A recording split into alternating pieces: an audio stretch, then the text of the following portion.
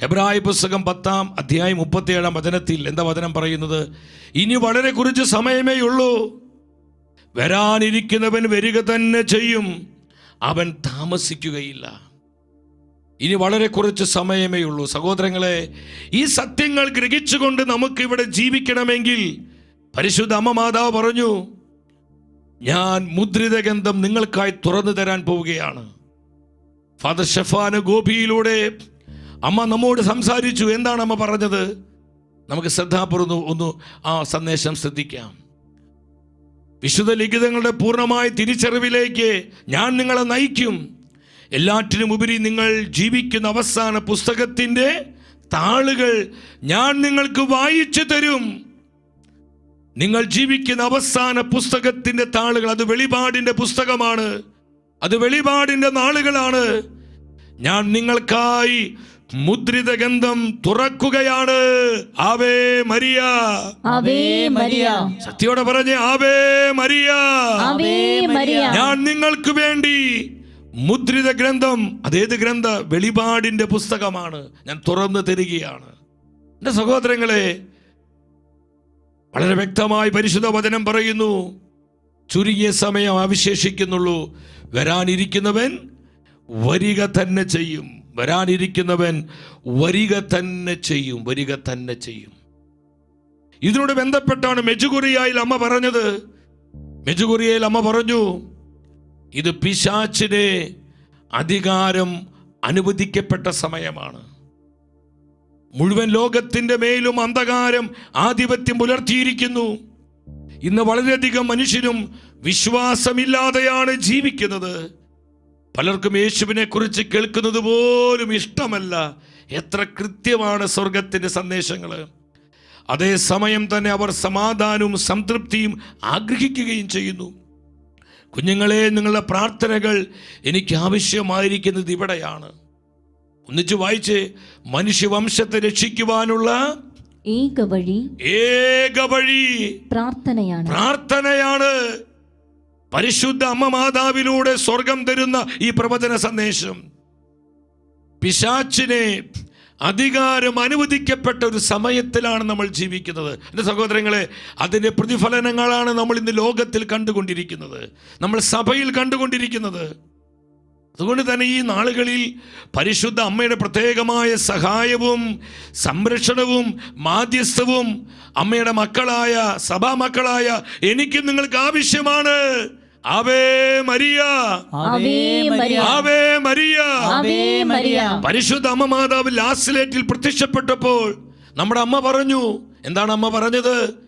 സാത്താന് സ്വാതന്ത്ര്യം നൽകപ്പെട്ട ഈ നൂറ്റാണ്ടിൽ അവൻ ഒരുക്കുന്ന കെണികളിൽ നിന്ന് രക്ഷപ്പെടാനായി അമ്മയോട് ചേർന്ന് അണിനിരക്കുക, അമ്മയോട് ചേർന്ന് അണിനിരക്കുക, അമ്മയുടെ സൈന്യനിരയിൽ അംഗങ്ങളായി മാറുക, അമ്മയുടെ പൊന്നോമന മക്കളായി വിശുദ്ധിയോടെ ജീവിക്കുക.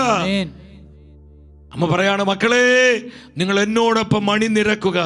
പിശാചിന് അധികാരം നൽകപ്പെട്ട ഈ ഒരു സമയത്തിൽ നമ്മുടെ ആത്മാക്കൾക്ക് നാശം സംഭവിക്കാതിരിക്കാൻ അമ്മ പറയുകയാണ്, മക്കളെ, നിങ്ങൾ എന്നോടൊപ്പം അണിചേരുക. അമ്മയുടെ സൈന്യമായി, അന്ത്യകാല പ്രേക്ഷിതരായി, ദൈവരാജ്യത്തിന്റെ മുന്നണി പോരാളികളായി, പരിശുദ്ധാത്മാവിന്റെ തലമുറയായി. ഹല്ലേലൂയ! സ്തുതിക്കുന്നു. കർത്താവേ, സ്തുതിക്കുന്നു. അനോയിന്റിങ്. സഹോദരങ്ങളെ, ചുരുങ്ങിയ സമയമേ അവശേഷിക്കുന്നുള്ളൂ. രണ്ടാമത് വചനത്തിൽ നമ്മൾ എന്താ കാണുന്നത്? വെളിപാട് പുസ്തകം 12:12 നമ്മൾ കാണുകയാണ്, ഈ യാഥാർത്ഥ്യം അറിയുന്നത് കൊണ്ട് പിശാച് എന്ത് ചെയ്യുന്നു? പിശാച് എന്താ ചെയ്യുന്നത്? അരിശം കൊണ്ട് നിങ്ങൾ അടുത്തേക്ക് ഇറങ്ങിയിട്ടുണ്ട്. ആരടുത്തേക്ക്? ദൈവജനത്തിനരികിൽ എന്ന് പറഞ്ഞാൽ അത് സഭയാണ്. ദൈവത്തിൻ്റെ ജനം സഭയാണ്. സഹോദരങ്ങളെ, സഭയെ നശിപ്പിക്കുവാൻ, സഭയെ തകർക്കുവാൻ, സഭയിൽ ഭിന്നത വിതയ്ക്കുവാൻ, സഭയെ ശിഥിലീകരിക്കുവാൻ, സഭയുടെ വിശ്വാസത്തെ ഇല്ലാതാക്കുവാൻ സഭയ്ക്കെതിരെ അവൻ ഇന്ന് പ്രവർത്തിച്ചു കൊണ്ടിരിക്കുന്നു. നിങ്ങൾ അരികിലേക്ക് ഇറങ്ങിയിട്ടുണ്ട്. വിശുദ്ധനായ പോൾ 6-ാമൻ മാർപ്പാപ്പ ഈ സത്യം സഭാ മക്കളോട് പറയുന്നുണ്ട്. അപ്പോൾ ഒരാമൻ മാർപ്പാപ്പ പറയുകയാണ്. എന്താ മാർപ്പാപ്പ പറയുന്നത്? ഏതോ വിള്ളലിലൂടെ സാത്താന്റെ പുക ദൈവത്തിൻ്റെ ആലയത്തിൽ പ്രവേശിച്ചിരിക്കുന്നു. പ്രതിയോഗിയുടെ ശക്തിയാണ് അത്. കൃത്യം വായിക്കുക, അത് കാണിക്കട്ടെ മക്കളെ. പ്രതിയോഗിയുടെ ശക്തിയാണ് ഇതിൻ്റെ പിന്നിൽ. അവൻ്റെ പേരാണ് പിശാച്. ഏതോ ഒരു വിള്ളലിൽ കൂടി സാത്താന്റെ പുക ദൈവത്തിൻ്റെ ആലയത്തിൽ പ്രവേശിച്ചിരിക്കുന്നു. കൊണ്ടു നിങ്ങൾ അരികിലേക്ക് ഇറങ്ങിയിട്ടുണ്ട് സഭയെ നശിപ്പിക്കുവാൻ, കുടുംബങ്ങളെ താറുമാറാക്കാൻ. ശ്രദ്ധിക്കണമേ, എത്ര കുടുംബങ്ങൾ ഇന്ന് നശിച്ചു കൊണ്ടിരിക്കുന്നത്. ഒരു സോറി പറഞ്ഞ് തീരുന്ന വിഷയം സുപ്രീം കോർട്ട് വരെ പോണേ. കാരണം ക്ഷമിക്കുവാൻ, വിട്ടുകൊടുക്കാൻ പറ്റുന്നില്ല. കുടുംബങ്ങൾ നശിക്കുന്നു, കുടുംബങ്ങൾ തകരുന്നു, ബന്ധങ്ങൾ ശിഥിലീകരിക്കപ്പെടുന്നു. ഭിന്നതകളും അനൈക്യവും സ്നേഹരാഹിത്യവും എവിടെയും ഇന്ന് കാണുന്നു. വിശ്വസ്തതയും വിശുദ്ധിയും നഷ്ടപ്പെട്ടു പോകുന്നൊരവസ്ഥ എവിടെയും സംജാതമാകുന്നു. എന്താണ് ഇതിൻ്റെ കാരണം സഹോദരങ്ങളെ? ചുരുങ്ങിയ സമയമേ അവശേഷിക്കുള്ളെന്ന് അറിഞ്ഞ് അരിശം കൊണ്ട് പിശാച് ഇറങ്ങിയിരിക്കുകയാണ്. തെരഞ്ഞെടുക്കപ്പെട്ടവരെ നശിപ്പിക്കാൻ, സഭയെ തകർക്കാൻ. ലയ 13 മാർപ്പാപ്പ കണ്ട ആ ഭയാനകമായ ദർശനത്തിൻ്റെ അവസാന നാളുകളിലാണ് ഞാനും നിങ്ങളുമായിരിക്കുന്നത്. സഹോദരങ്ങളെ, ഇത് മറന്ന് ജീവിക്കരുതെന്ന് സ്വർഗം നമ്മോട് ആവശ്യപ്പെടുകയാണ്. പത്രോസ്ലീഹ സഭയെ പഠിപ്പിച്ചു. തന്നെഴുതിയ 1-ാമത്തെ ലേഖനം 5-ാം അധ്യായം 8-ാം വചനത്തിൽ എന്താണ് ദൈവത്തിന്റെ വചനം പറയുന്നത്? നിങ്ങൾ ശത്രുവായ പിശാചേ അലറുന്ന സിംഹത്തെ പോലെ ആരെ വിഴുങ്ങണമെന്ന് അന്വേഷിച്ച് ചുറ്റി നടക്കുന്നു. ശത്രുവായ പിശാച് സിംഹത്തെ പോലെ ആരെ നശിപ്പിക്കണമെന്ന് അന്വേഷിച്ചുകൊണ്ട് ആത്മാക്കളെ നശിപ്പിക്കുവാൻ, കെണിയിൽ അകപ്പെടുത്തുവാൻ, കുടുംബങ്ങളെ താറുമാറാക്കാൻ, സമർപ്പിതരുടെ സമർപ്പണത്തെ കെടുത്തിക്കളയാൻ, തെരഞ്ഞെടുക്കപ്പെട്ടവരെ കൃപയിൽ വീഴ്ത്തിക്കളയാൻ, വിശ്വാസത്യാഗത്തിന് കളകൾ സഭയ്ക്കകത്ത് വിതയ്ക്കുവാൻ, സഭയെ ശിഥിലീകരിക്കുവാൻ അവൻ അന്വേഷിച്ച് നടക്കുകയാണ്. അലറുന്ന സിംഹത്തെ പോലെ. പക്ഷെ നമ്മൾ ഭയപ്പെടേണ്ട പ്രിയപ്പെട്ടവരെ, ഈ നിർണായകമായ യുദ്ധത്തിൽ നമ്മെ നയിക്കുവാൻ പരിശുദ്ധ ത്രിത്വം നിയോഗിച്ചിരിക്കുന്ന സൈന്യാധിപയാണ് പരിശുദ്ധ അമ്മ മാതാവ്. നമ്മൾ അമ്മയുടെ പൊന്നോമന മക്കളാണ്.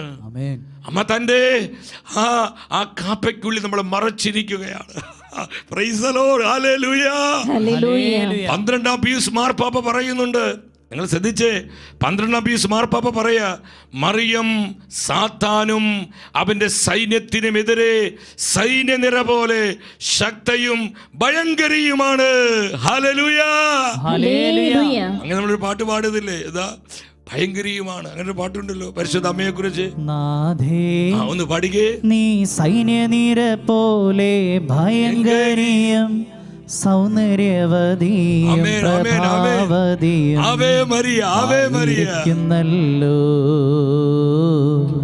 ആയിരിക്കുന്നല്ലോ. 12-ാം പീയൂസ് മാർപ്പാപ്പയുടെ വാക്ക് എത്ര പ്രൊഫറ്റിക്കാണ്, എത്ര പ്രൊഫറ്റിക്കാ സഹോദരങ്ങളെ. മറിയം സാത്താൻ അവന്റെ സൈന്യനിരക്കുമെതിരെ ഉള്ള ഭയങ്കരിയാണ്. അവൾ സൈന്യാധിപയാണ്. അവളാണ് യുദ്ധം നയിക്കുന്നത്. നമ്മൾ അവളുടെ സൈന്യനിരയിൽ അംഗങ്ങളാണ്. ഹല്ലേലൂയ. ഒരിക്കൽ കൂടെ പറഞ്ഞ ആവേ മരിയ. എല്ലാവരും ഉച്ചത്തിൽ ആനന്ദത്തോടെ പറഞ്ഞ ആവേ മരിയ.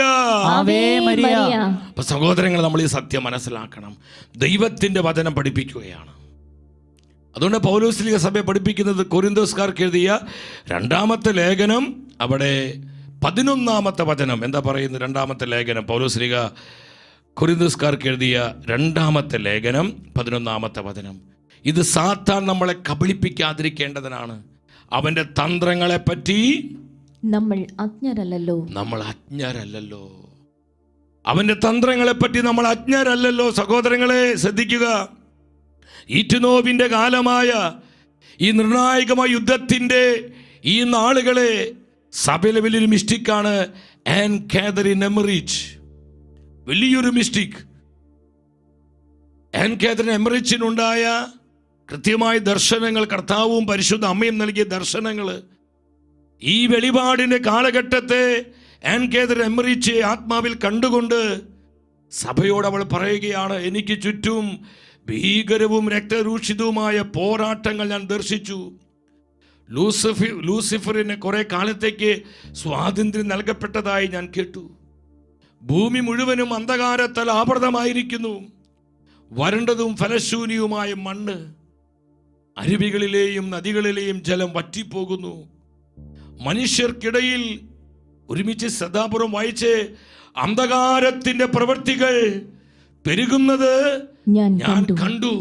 രാജ്യങ്ങളും ജനതകളും കഠിനമായ ദുരിതങ്ങളിലും പരസ്പരമുള്ള കഠിന പോരാട്ടങ്ങളിലും തളർന്നു പോകുന്നു. എൻ്റെ സഹോദരങ്ങളെ, ആക്ഷരികമായി ലിറ്ററലി നമ്മളായിരിക്കുന്ന ഈ കാലഘട്ടത്തെ പ്രവചനാത്മാവിൽ ആൻ കേദറിനെ എംബ്രിച്ച് കാണുകയാണ്. നമ്മൾ അധിവസിക്കുന്ന ഈ കാലഘട്ടം, നമ്മളായിരിക്കുന്ന ഈ നാളുകൾ, പരിശുദ്ധ വചനം പറയുന്നു, അവൻ്റെ തന്ത്രങ്ങളെക്കുറിച്ച് നമ്മൾ അജ്ഞരാകരുത്. അവൻ്റെ ചതികളെക്കുറിച്ച്, അവനൊരുക്കുന്ന കെണികളെക്കുറിച്ച്, അവൻ്റെ വഞ്ചനകളെക്കുറിച്ച് നമ്മൾ അജ്ഞരാകരുത്. സഹോദരങ്ങളെ, ചുരുങ്ങിയ സമയമേ അവശേഷിക്കുന്നുള്ളൂ.